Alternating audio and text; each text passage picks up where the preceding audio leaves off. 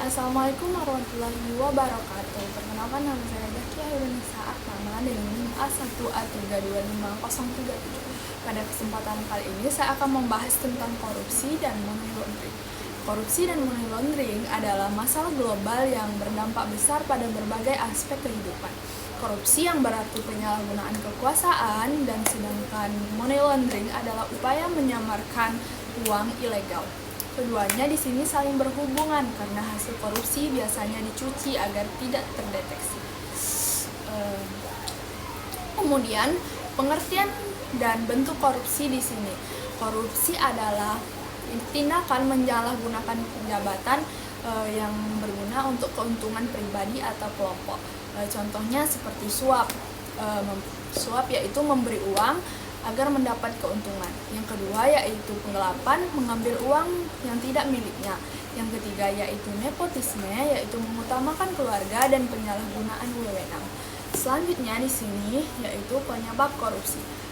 Korupsi biasanya terjadi karena berbagai faktor, misalnya hukum yang lemah, kemudian hukum yang lemah yang membuat pelaku tidak jerak, kemudian kurangnya transparansi yang memberikan peluang untuk orang melakukan kecurangan, kemudian kondisi ekonomi yang mendorong orang mencari jalan cepat.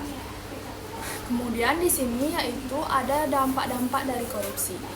Yang pertama, korupsi itu sangat berdampak, memiliki dampak yang luas di bidang ekonomi. Korupsi menghambat pembangunan dan investasi. Sedangkan di bidang sosial, korupsi memperparah kemiskinan dan ketimpangan. Sedangkan di bidang hukum dan politik, korupsi menurunkan kepercayaan masyarakat terhadap pemerintahan. Yang selanjutnya yaitu cara mengatasi korupsi atau pemberantasan korupsi.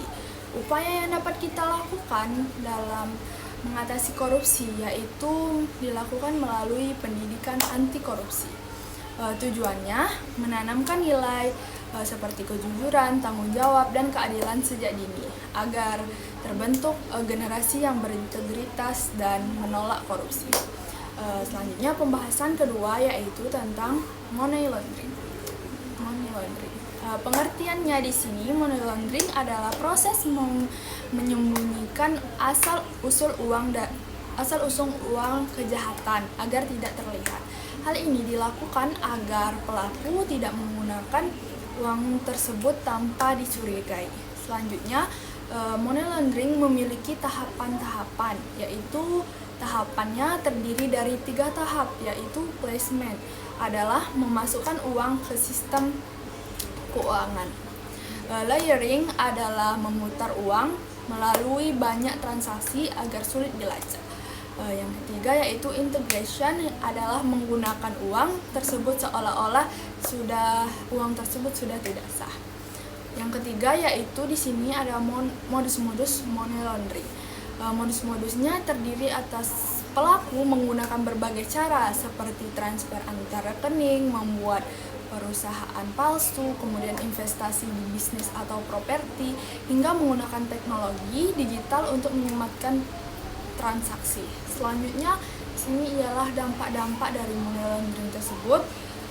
Yang pertama, money laundering dapat merusak sistem ekonomi karena aliran uang ilegal. Selain itu, juga memperkuat kejahatan, menurunkan kepercayaan masyarakat, dan melemahkan pemerintahan. Selanjutnya, cara mengatasi money laundering atau cara pemberantasan money laundering. Upaya yang dapat kita lakukan untuk mengatasi ini yaitu meliputi pembuatan hukum yang tegas, kemudian pembentukan lembaga yang khusus, kerjasama antar negara, serta penggunaan teknologi untuk mendeteksi transaksi mencurigakan. Kesimpulannya, korupsi dan money laundering adalah masalah global yang sangat-sangat saling berkaitan. Untuk mengatasinya dibutuhkan kerjasama yang internasional, kemudian hukum yang kuat, dan kesadaran masyarakat agar tercipta sistem yang bersih dan transparan. Mungkin sekian dari saya, kurang lebihnya saya mohon maaf. Wassalamualaikum warahmatullahi wabarakatuh.